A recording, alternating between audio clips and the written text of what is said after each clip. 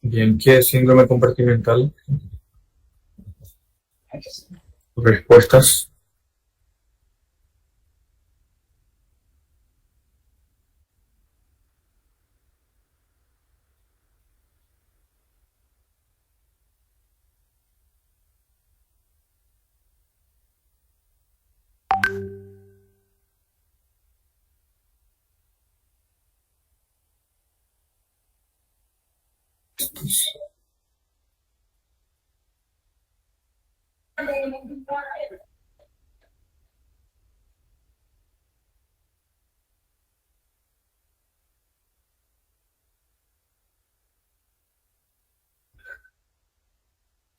Bien, respecto al síndrome compartimental, aquí saben que se habla de un conjunto de signos y síntomas, como en todo síndrome, que tiene distintas causas. Entonces, todo se va a dar por el aumento de presión dentro de un compartimiento osteomúsculo-facial cerrado. En este caso hablamos del muslo, pierna, antebrazo, brazo. Como pueden ver, tienen en el interior lo que es el esqueleto óseo y el contenido de esto que van a ser los músculos, vasos, arterias, venas y nervios limitados por aponeurosis y fascias, ¿sí? Entonces, podríamos hablar de distintos tipos de síndrome compartimental. La clasificación más grande es la aguda versus crónica. Respecto a la aguda, nosotros podríamos decir que se trata,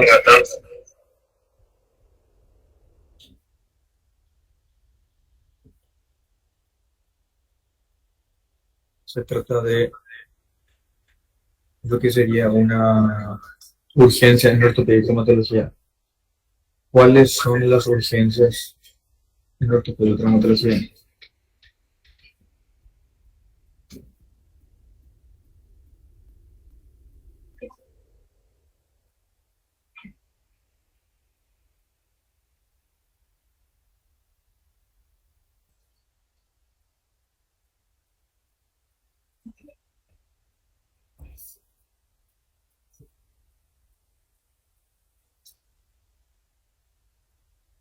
Bien, las urgencias son tres y las clásicas hay dos más sobreagregadas, pero las clásicas serían luxación, síndrome compartimental y fractura expuesta.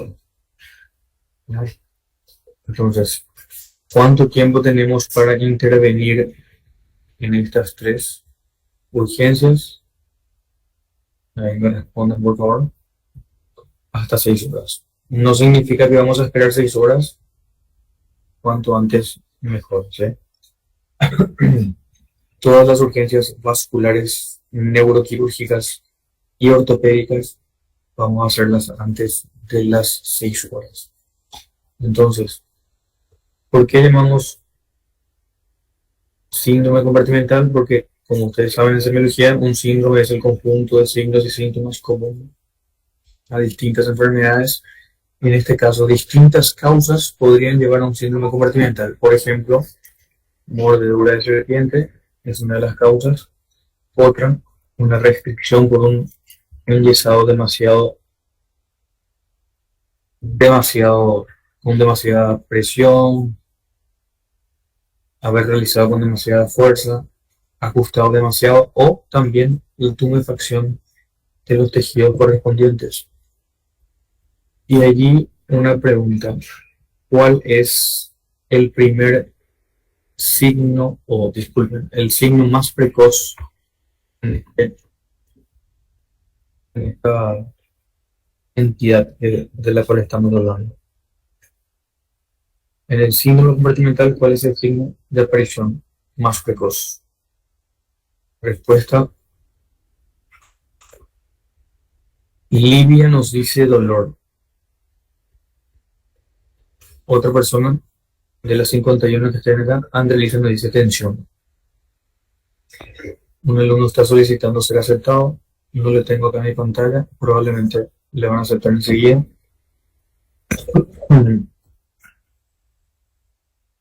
Entonces, el signo más precoz va a ser la tensión.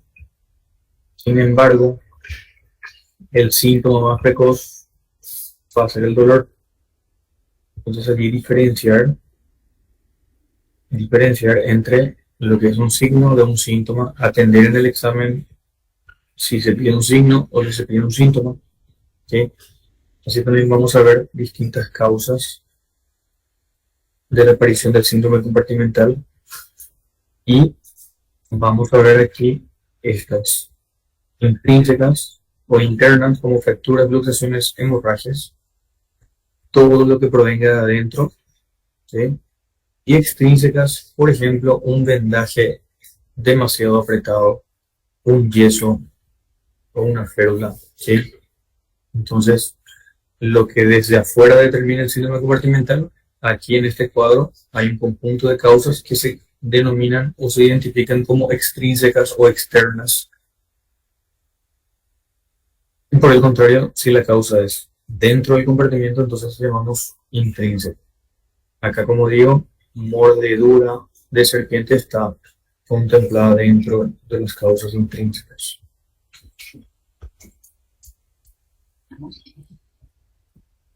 Bien, estas reglas de la 5P están en desuso. Lo que debemos saber es saber identificar el primer signo, el primer síntoma, que es una parestesia. Veamos nosotros, tener déficit motor o déficit de pulso para determinar un síndrome compartimental, la respuesta es no. El déficit motor vendrá casi al final del proceso y el déficit de pulso, ya les dije, vendría prácticamente si el paciente se está descompensando, porque para que exista déficit de pulso, la presión intracompartimental, que suele ser de 40 milímetros de mercurio, debe superar a la sistólica y es algo que no es fácil de hacer, solamente si el paciente se está descompensando. Tratamiento del síndrome compartimental: fasciotomía, fasciectomía, tratamiento conservador, tratamiento farmacológico. Entonces aquí es la respuesta y es un procedimiento quirúrgico llamado fasciotomía. ¿Sí? La incisión nos va a permitir acceder a estos compartimientos. Recuerden que pasadas las 24 o 36 horas, cualquier apertura de los compartimientos ya va a poner en riesgo la vida del paciente. Recuerden que hablamos nosotros de estos síndromes de aplastamiento, síndrome de repercusión. ¿Sí? Bien. Y crónico no les voy a preguntar. Y respecto al síndrome de Sudeck, les hago unas preguntas y son las siguientes. ¿Dónde estamos? ¿Dónde estamos? ¿Dónde estoy? Aquí. Respecto al síndrome de Sudeck, ¿cómo es conocido este síndrome normalmente en el Brasil? ¿O cómo se pregunta en un examen de revalida acerca de este fenómeno o este síndrome? Respuesta: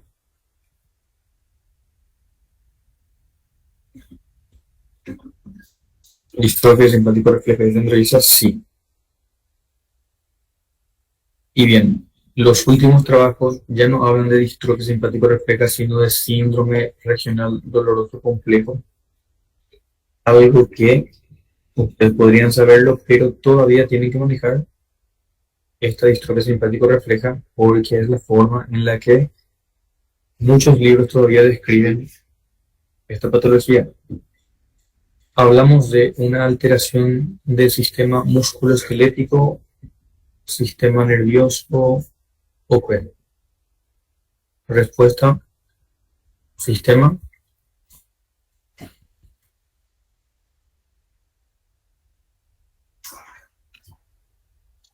El síndrome de Sudeck es una alteración del sistema. Respuesta: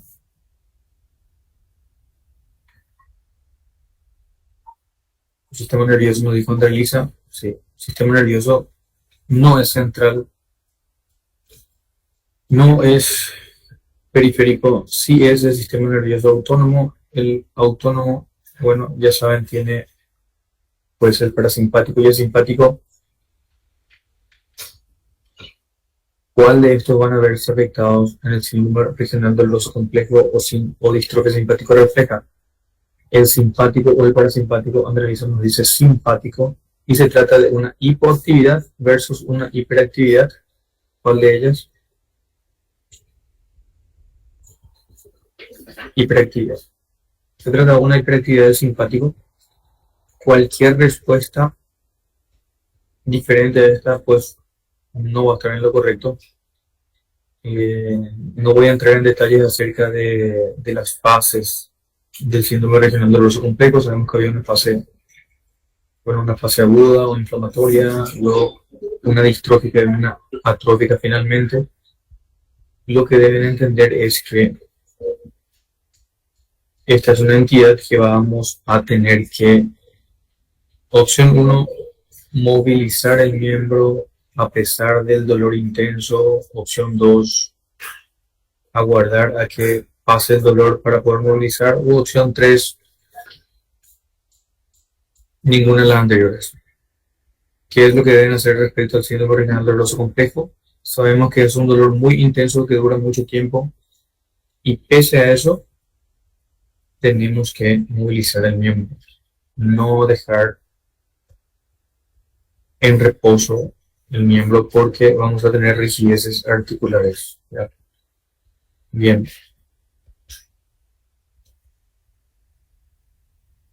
Cuando tenemos un daño a nivel de un nervio periférico, lo dijimos que Cristian. Hola, hola, hola. ¿Qué tal? Sí, sí. Acá tenemos una lesión del nervio periférico y tenemos tres opciones o tres posibilidades descritas por Sedon, que son neuropraxia, axonomesis y neurognesis. Debemos diferenciar bien estas tres, una de la otra, de cada una de ellas, ¿sí? Y bien, primero entender en primera instancia cuál de ellas se trata de un bloqueo del impulso nervioso que es reversible. Me dice la respuesta, por favor.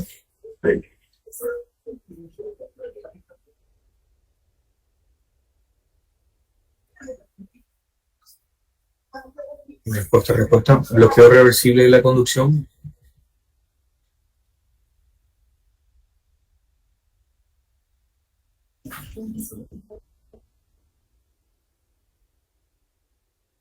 Neuropraxia. Sí, en la neuropraxia es un bloqueo reversible de la conducción.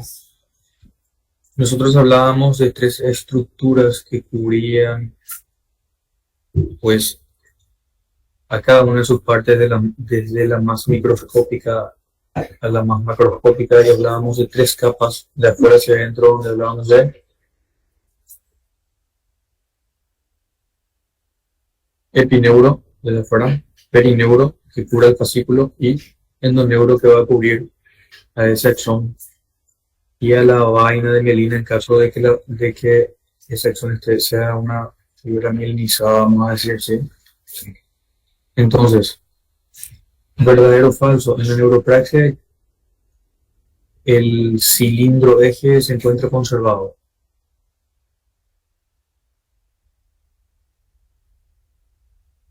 Verdadero. En la neuropraxia el cilindro eje tiene algún tipo de solución de continuidad o interrupción de la continuidad.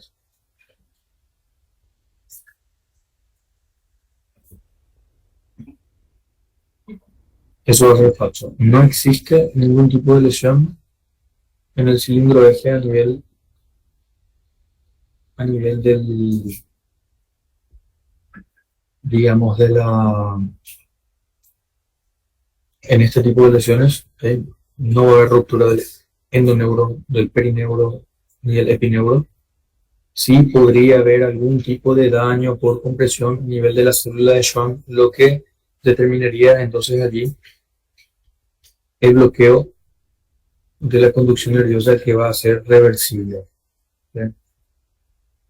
¿Existe degeneración valeriana? ¿Sí o no? ¿Existe degeneración valeriana? ¿Sí o no?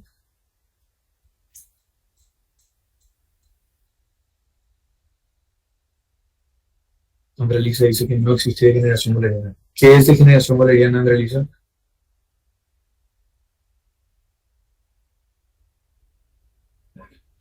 ¿Qué es degeneración valeriana?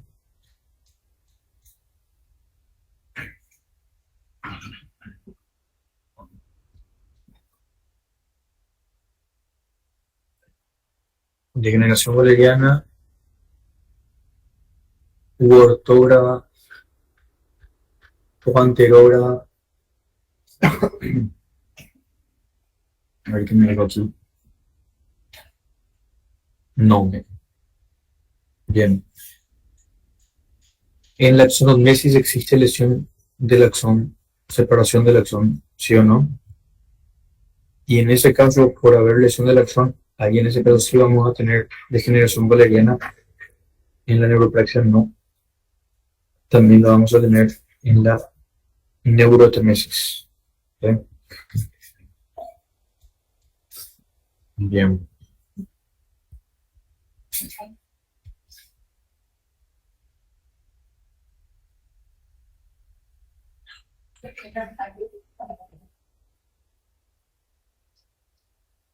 Bien. Esta clasificación de Sedon tienen en cuenta diferenciar bien neuropraxia, axonesis y neurotemesis.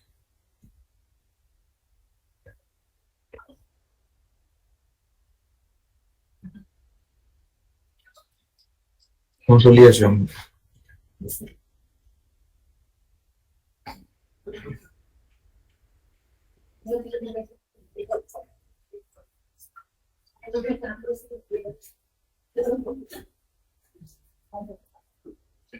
Bien. Fractura, concepto, no olvidar que se trata de una solución de continuidad no solamente del tejido óseo, sino también cartílago.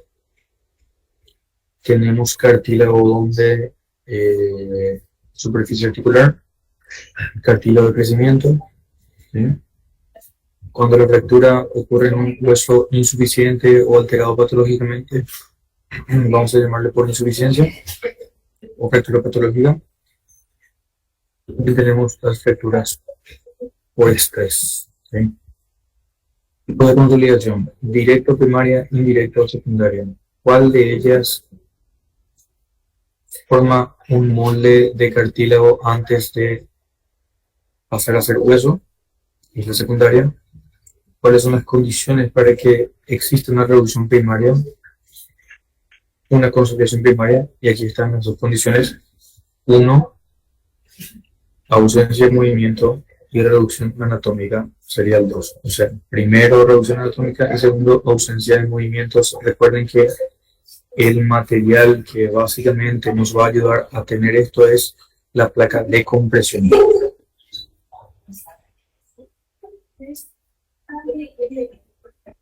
¿Cuál de estas consolidaciones van a pasar por 4 fases? Y en general es la secundaria la que va a pasar por 4 fases. ¿Sí? La primaria no. En la primaria ya había explicado cómo existe una unión de las estructuras microscópicas del hueso afrontándose y bueno, los osteoblastos haciendo una anexión casi inmediata. Por ende, aquí vamos a tener el callo óseo en la secundaria y en la primaria no vamos a ver ese callo óseo. ¿Cuáles son las 4 fases de la consolidación? Y ahí decíamos formación de hematoma, formación del callo de fractura, ossificación, ¿sí? Y bueno, finalmente la remodelación que está regida por la ley de Wolff. Entonces, diferenciar bien consolidación primaria de secundaria.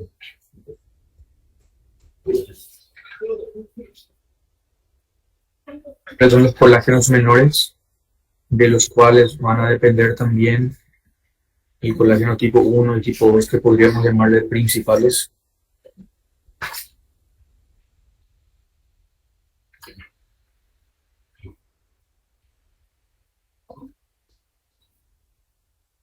colágenos menores.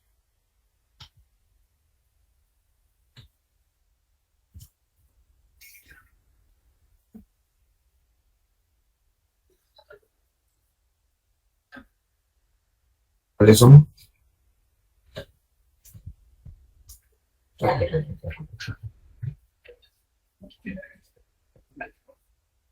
Cinco, eso, 9, 10 y 11, 18 en Víctor de Abreu, bien, esos son los colágenos menores.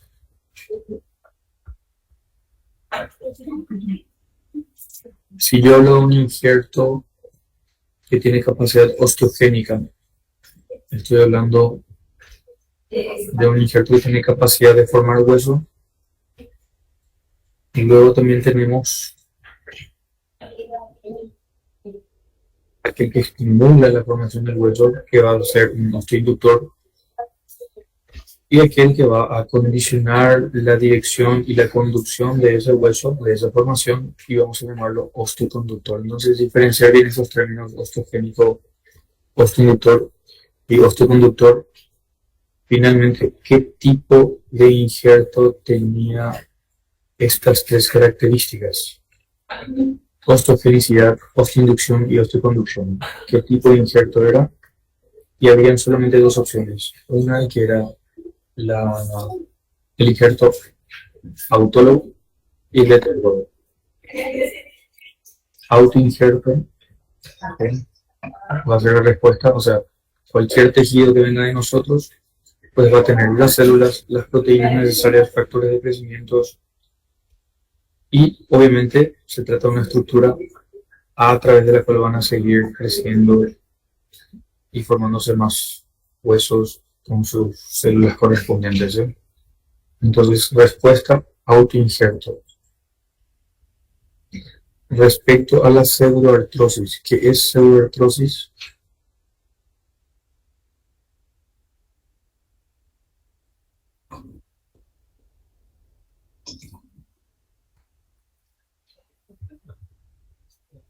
Cuando hablamos de pseudoartrosis, nosotros debemos definir como ausencia de consolidación.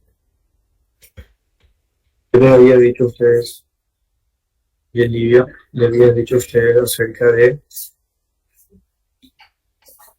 la existencia de tres tipos de descripción o descripción de tres tipos de pseudoartrosis, que había hecho más fácil haciendo atrófica e hipertrófica, ¿sí? Hay que hacer una pregunta respecto a esto. ¿Cuál de estas dos pseudoartrosis tiene bajo potencial osteogénico? Es decir, no tiene células como para poder formar huesos nuevos. Respuesta.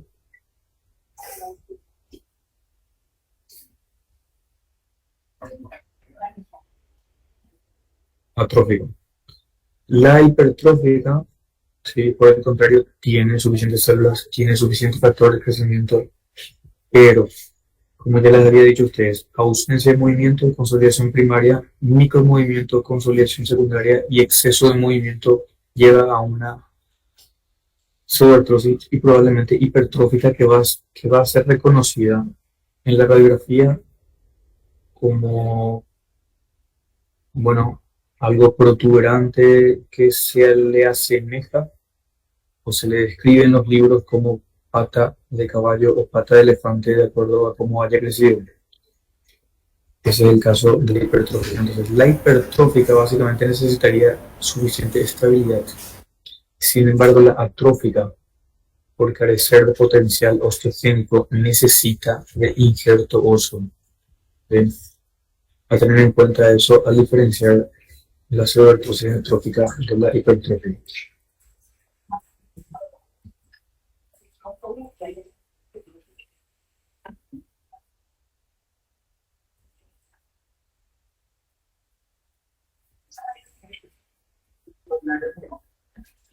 Bien. Cuando nosotros hablábamos de inmovilizaciones rígidas, aquí hicimos mención a los sistemas de repartición de cargas y sistemas de protección de cargas. Esto hace referencia a un conjunto de situaciones que condicionan que sí pasa fuerza a través del foco de fractura, entonces se le llama sistema dinámico. Existen micromovimientos. Y el otro, el sistema de protección de carga, va a impedir que se transmita fuerza a través del foco, entonces no habría movimientos. Uno de ellos puede llevarnos a la consolidación primaria y el otro indefectiblemente a la consolidación secundaria. Entonces hablábamos nosotros aquí de cómo se distribuyen las fuerzas a través del foco, a través del implante. También, y aquí hay muchos ejemplos de qué nos lleva o qué corresponde a un sistema de repartición de cargas. Y todos sabemos que el único que va a llevar a ser sistema de protección de cargas va a ser la placa de compresión, ¿sí? Y acá lo importante es la compresión, porque si un hueso es tan pequeño que no tiene una placa como para comprimir, entonces se utilizaría el tornillo, pero haciendo también compresión.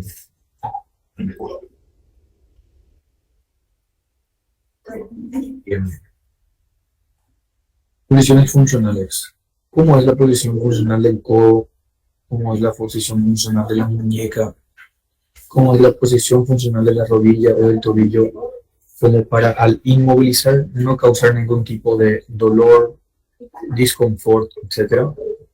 Tienen sus condiciones, es decir, el codo en 90 grados, el tobillo en 90 grados también. La rodilla, habíamos dicho, colocar algo detrás de la rodilla como para que levante unos 15 a 20 grados.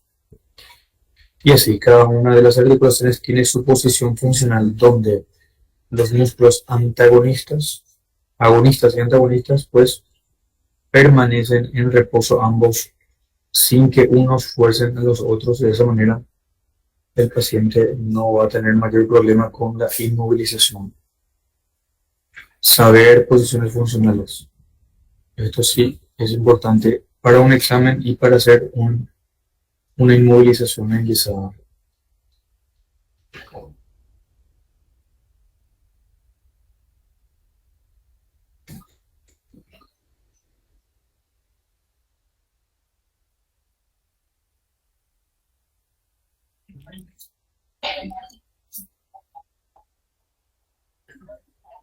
Respecto a las fracturas, sí, ya habíamos hablado, una fractura habitual, hueso sano, una fractura patológica, hueso alterado por alguna patología, puede ser un proceso general o un proceso local. Estas fracturas por fatiga o por estrés, ¿sí? Y bien, aquí a tener en cuenta lo siguiente, cuando nosotros hablamos de cuál es la clasificación utilizada para la fractura cerrada, generalmente las respuestas, ¿sí?, en sociedades científicas y en examen de revalida es esta clasificación de Cherny. No tiene en cuenta este Osten, pero sí serían como decir Gustilo nomás y no Gustilo y Anderson. Son estas dos personas las que escribieron esto. No voy a entrar en mayor detalle acerca de cada grado, pero sí respecto a la clasificación de Gustilo y Anderson, que nos ayuda en el tema de la fractura expuesta. Recuerden, no solo el tamaño de la herida determina, ¿sí?, si se trata de una grado 1, grado 2 o grado 3, sino también la contaminación y también la cobertura de ese hueso. Es decir, si se cubre el hueso con partes blandas, entonces sería 3A. Si el hueso queda expuesto y necesitamos de un procedimiento plástico como para cubrir ese hueso, entonces estamos hablando de 3B. Y si tenemos una lesión vascular asociada, pero que necesita intervención quirúrgica, entonces hablamos automáticamente de una 3C, sin importar el tamaño de la herida, sin importar el grado de contaminación.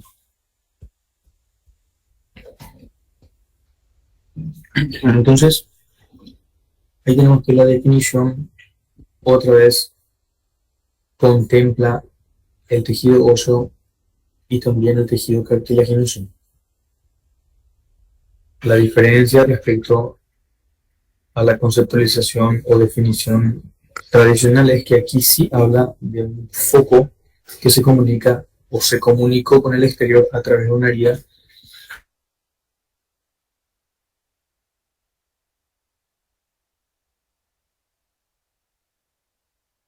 nuestro músculo facial, es decir, el aire es ajeno, el agua del exterior es ajeno, pero recuerden también que puede haber una.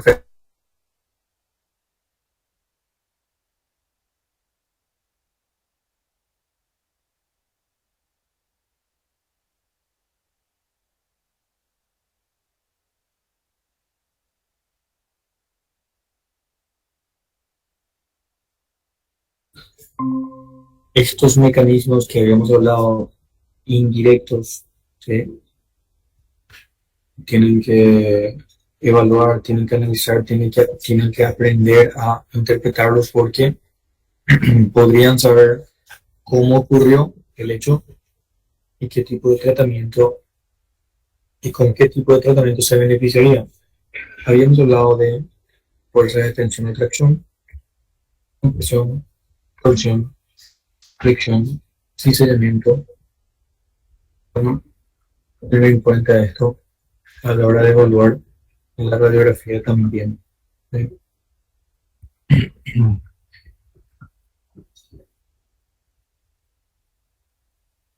Tenemos la clasificación AO, la codificación alfanumérica, cada hueso tiene un número, cada segmento tiene un número, el tipo de fractura va a tener una letra, todo depende de si la fractura es diafisaria o también si es articular. Entonces va a tener sus variaciones. Las complicaciones no me estresaría demasiado, esas son patologías básicamente que aparecen pues, o que se profundizan en otra materia. Y aquí, estas lesiones que habíamos hablado, neuropaxia, axonomesis, neuromesis, pero se pueden traducir aquí. Ven que hay bloqueo de la conducción, aquí hay un axón dividido o separado y acá un nervio dividido o separado.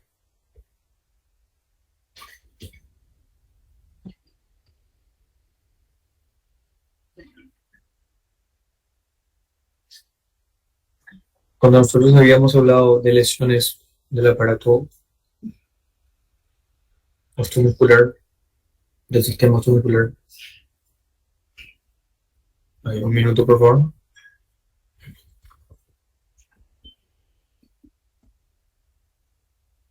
¿Qué tal, maestro? ¿Cómo están?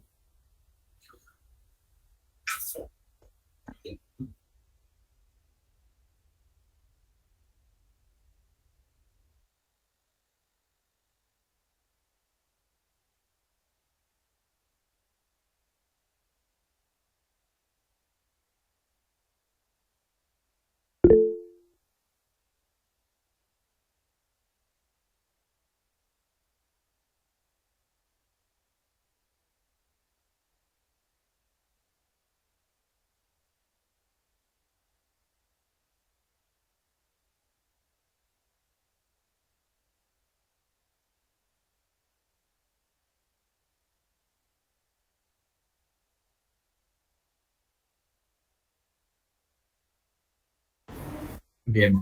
Cuando habíamos hablado de las lesiones,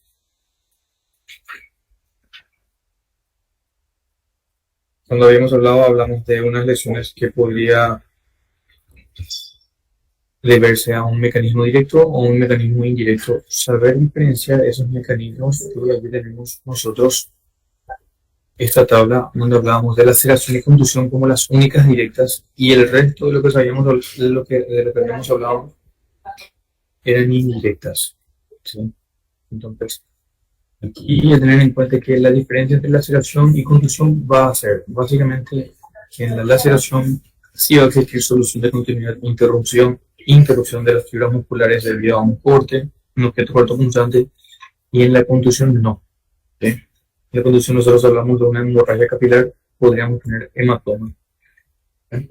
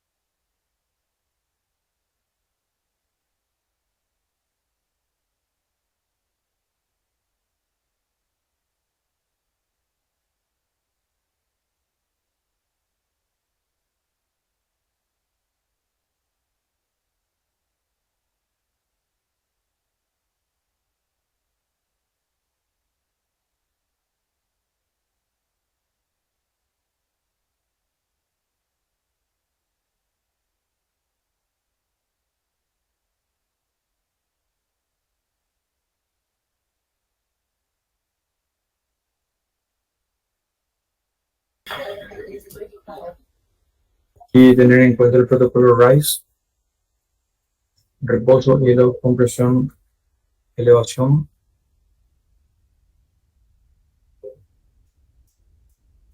Otra vez la definición de fractura contempla al tejido óseo, también el cartilaginoso.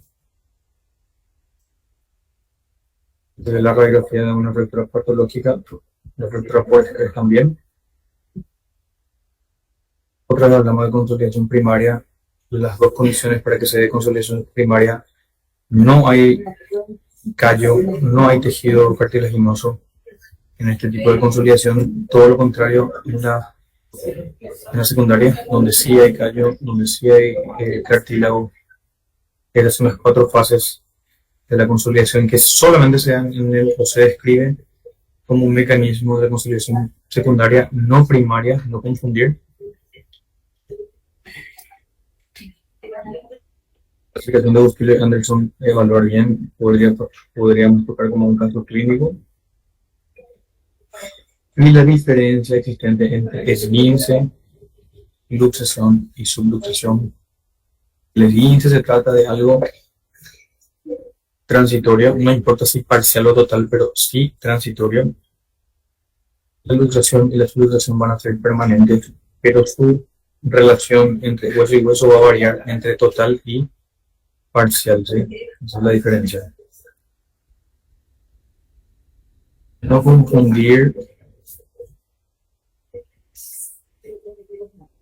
entre luxación con urgencia farmacológica también. No confundir transitoria con permanente, ¿sí? Puede pasar. Y otra cosa, los estabilizadores.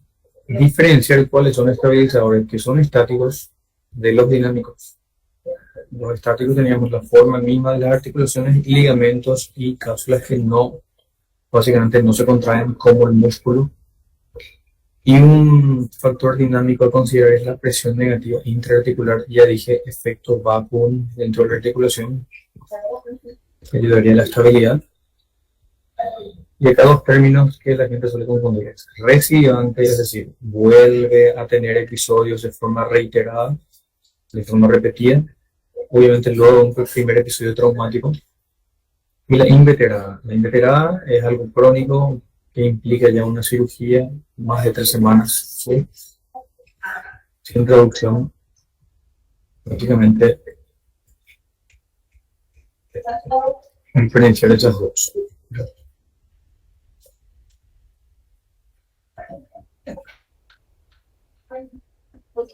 Respecto a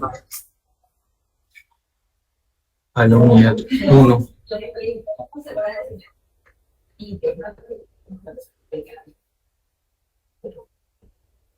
existen unas preguntas que son: primero, ¿cuál es el estudio que vamos a hacer primero, en primera instancia?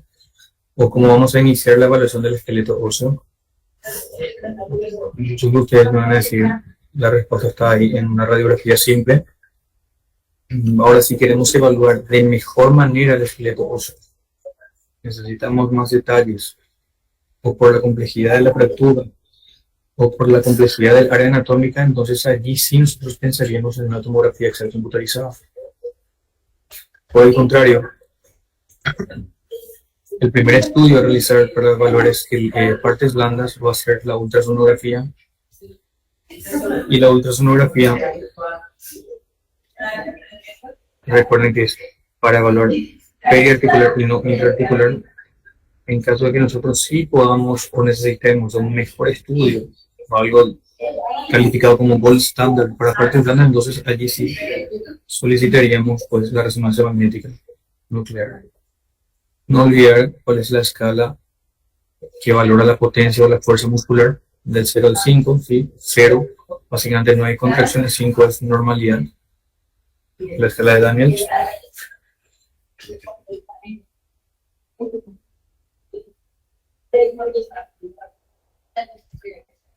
Y una última pregunta.